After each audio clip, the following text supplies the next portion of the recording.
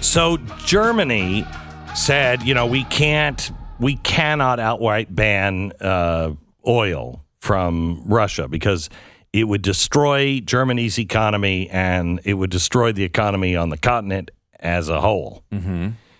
And now he's changed his mind and he's saying we're going to stop all oil. They've changed their mind on quite a bit recently. Yeah. Mm-hmm.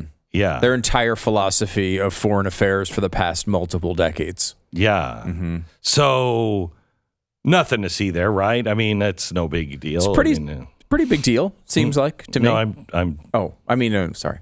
Not a big deal. Who cares? Right? It's way over there. Right? The thing that's happening that's bad is really far away. Right. And they changed their mind, as you said, on a lot of things lately. And what could that mean? I don't know. Certainly all good things. Of course. I believe it was the philosopher Sheryl Crow who said a change will do you good. Amen. Mm-hmm. So in the last few days, Russia, has stopped all the gas supplies as well. And then again, over the weekend said the risk to nuclear war is very real, which I like. Coming from Putin, who we found out now over the weekend does have cancer, does have to go under the knife, and he's going CP for we don't know how long as they do whatever to remove the cancer from him. So you got a guy who is probably going to die, knows he's going to die, wants to go out with a bang, going under the knife. There's a tad bit of speculation in there. We don't know that he's probably going to die. I mean, he's going to die someday, I suppose. But we don't know that's not necessarily the belief here, right? The belief is this is just a minor surgery. And the fact that it would explain all of the actions that have occurred over the past couple of months is totally separate. Right. And the fact that they've had 56 visits from the radiology department. Just the 56, though. Yeah. I mean, it's just no the big 56. deal. That's like saying you think Joe Biden is, incoherent. What evidence do you have other than all the evidence? It's just the constant stream of evidence. But other than that, what do you have? Okay, Nothing. so he also said over the weekend that any foreign intervention in Ukraine would provoke what he called lightning-fast response from Moscow. Now, I'm not sure what he deems as foreign intervention. I feel like we're pretty involved. Now, we don't have troops, theoretically, on the ground in the country. We don't seem to be firing these weapons ourselves. We're just giving them to the people next to us who are firing them themselves. In all seriousness, Glenn, how would you take this if Russia was doing this to us in another country? If we were in the middle of the Iraq War, let's say, and Russia is not only doing things, which we know they were involved in some of the Afghanistan, and we know they had involvement, but they weren't doing press conferences every day bragging about how they were sending weapons to. We've donated 10,000 IEDs to the resistance in Iraq, and they've killed all of these soldiers. It's going really well. Yeah, no, it would not go well. We would not accept that. No. We would not be thrilled about it. Now, I'm not saying that it's insane to help. I do think it's insane to keep talking about it. I don't understand why we're announcing that we're sending them weapons. I'm kind of with you on that one. Let there be an air of mystery as to where these weapons came from. Yep. We officially, Israel does not have nuclear weapons. And when we're asked about that, we say, what? I don't even know what weapons you're talking about. What country are you talking about?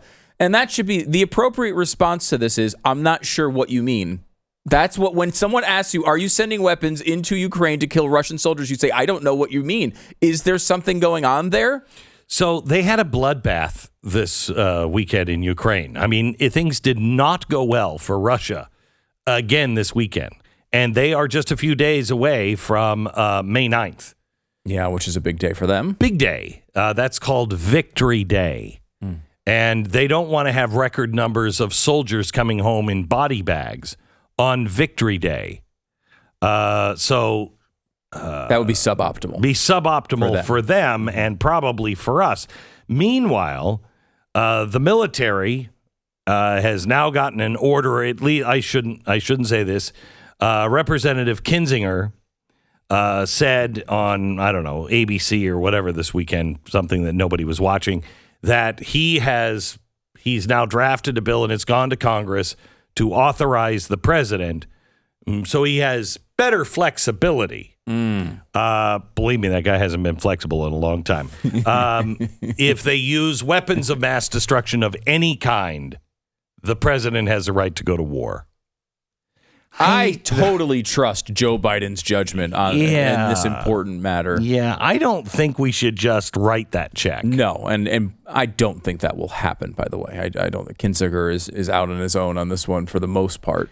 I don't know. But it could change. I mean, look, if they actually use, which, by the way, there's no evidence they're going to use chemical weapons in Ukraine. I mean, they may. I wouldn't be stunned if Vladimir Putin did it. But remember, even in Syria, they did what we did, right? What we're doing in Ukraine right now. They kind of stood around and backed up the Syrians, right. But the Syrians were the ones using the chemical weapons. They didn't even use them there.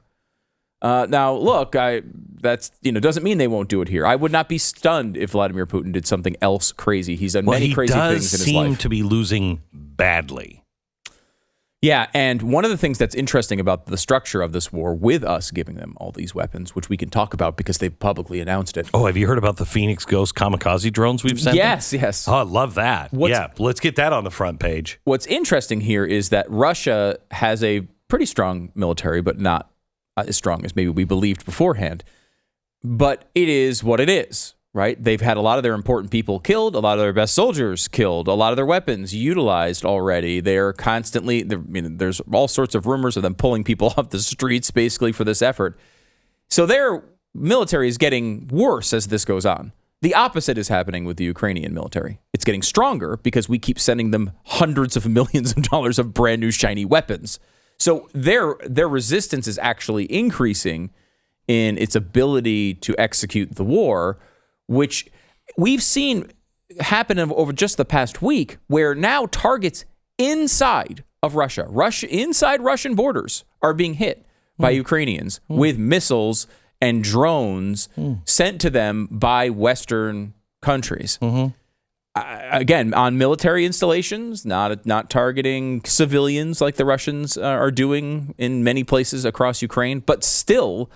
Again, this is a country who went to its people this week and said, "Hey, Adolf Hitler was probably Jewish."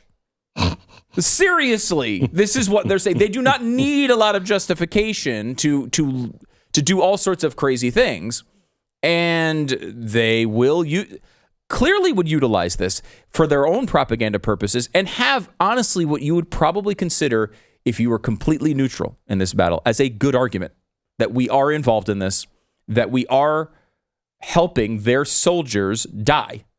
And while I agree that they should not be able to roll over the border of Ukraine and kill tons of civilians like they're doing, I can understand why the Russian people are looking at this and saying, wait a minute, we just had a special military operation going on here, and now they're hitting us inside of our borders with missiles and drones from the United States of America.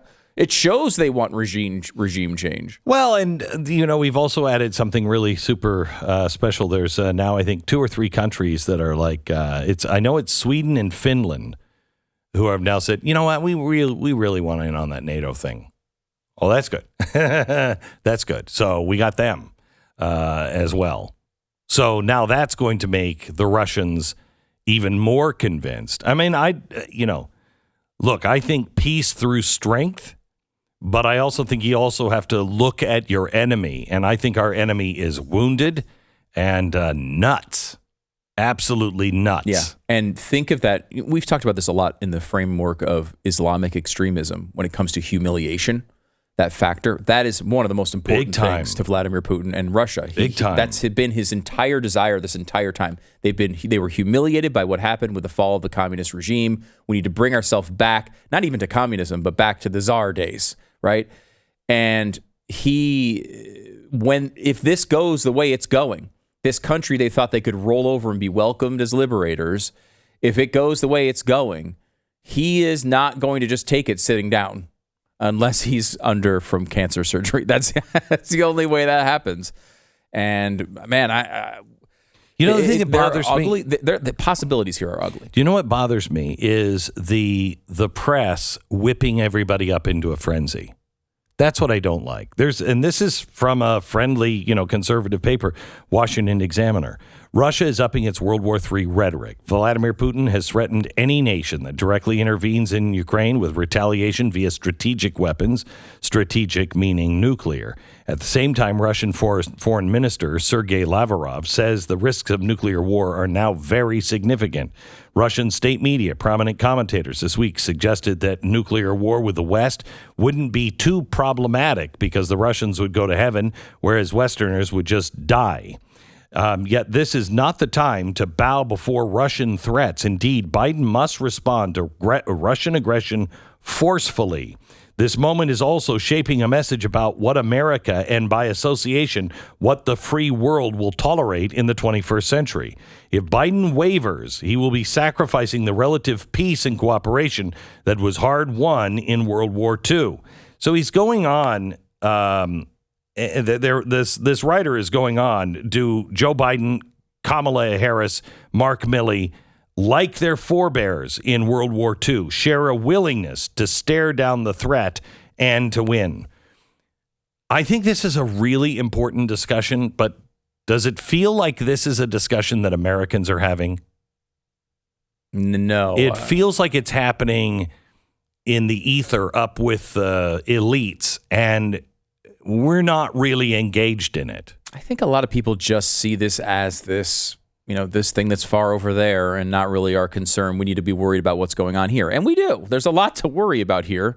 We have a completely incoherent president, a massive inflation, the border situation's out of control, CRT, gender stuff. All of this is real and a big problem. When you talk about the entire human civilization and its existence, this problem is right there. And especially since, you never want an emergency to go to waste. Yeah. The things that can be enacted and done during a massive war are staggering, and you never come back from them. When you're looking at a party that is acting as reckless as they are, not listening to the average American, not watching the poll numbers, and they are just going over the cliff with our finances, with our dollar, with freedoms, all of these things, these chickens are coming home to roost. And what is their plan? Yeah, it's scary because if everyone acts somewhat reasonably here, meaning like logically, you could see this escalating out of control. Each side has reason to believe the other side is acting aggressively. And I remember the Breonna Taylor situation where she was shot, was one of the Black Lives Matter things. When you look at that situation in depth, one thing you notice is both sides acted really logically for what happened in the moment. The police came to the door. They had a warrant to go in. They believed something was going on. They banged through the door. The guy has a legal permit. He wakes up in the middle of the night. What are you going to do in that situation? You're going to shoot the guy who's breaking into your room. Yep. The police officer gets shot. Well, of course the police officer is going to fire back into the room, and then Breonna Taylor gets hit. Totally logical on both sides. On both sides, every action, except for maybe the idea that the warrant should have not have been presented that way, but that was a decision made before the interaction happened. Kind of the same thing here. Russia makes, I think, an irrational decision in going into Ukraine, but it's setting off a bunch of series of actions of people acting relatively logically for the moment that keeps escalating the situation, and that's where real danger lies.